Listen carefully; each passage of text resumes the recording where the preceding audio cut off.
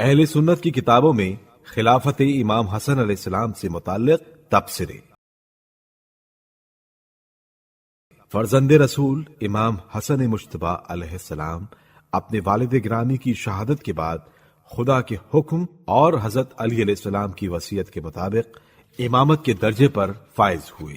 تقریباً 6 ماہ تک آپ مسلمانوں کے خلیفہ رہے اور امور مملکت کا نظم و نسق سنبھالے رہے۔ امام حسن علیہ السلام کی خلافت کے بارے میں اہل سنت کی کتابوں میں جو نقل ہوا ہے مختصر طور پر بیان کیا جا رہا ہے۔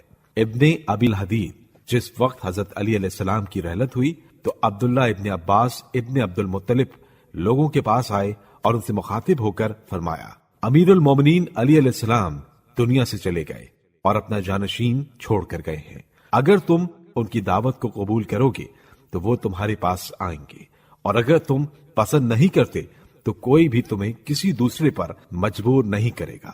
لوگوں نے رونا شروع کر دیا اور کہا وہ ہمارے پاس آئیں۔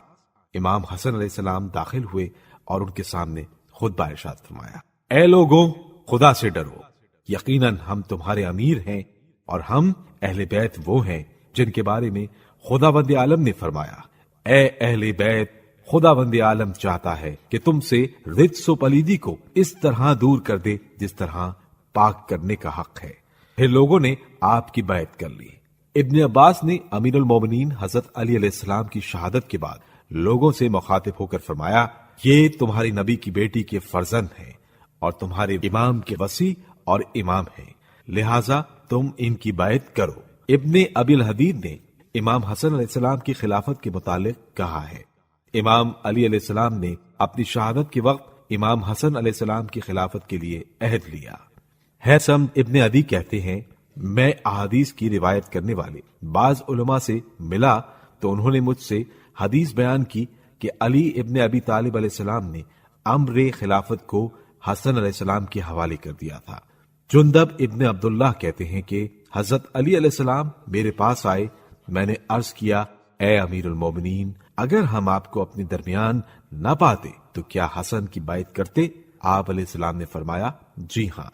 ابو الفرج اور دوسروں نے نقل کیا ہے، جس وقت امیر المومنین علی علیہ السلام کی شہادت اور لوگوں کے امام حسن علیہ السلام کی بیعت کرنے کی خبر ابو الاسود کو ملی تو انہوں نے کھڑے ہو کر کہا، یقیناً انہوں نے اپنے بعد رسول خدا صلی اللہ علیہ وآلہ وسلم کے فرزند امام حسن علیہ السلام کی وصیت کی تھی۔ مسعودی نے نقل کیا ہے کہ امیر المومنین علی علیہ السلام نے فرمایا، میں حسن و حسین کے لیے وصیت کرتا ہوں، لہذا ان دونوں کی باتوں کو غور سے سنو اور ان کی اطاعت کرو۔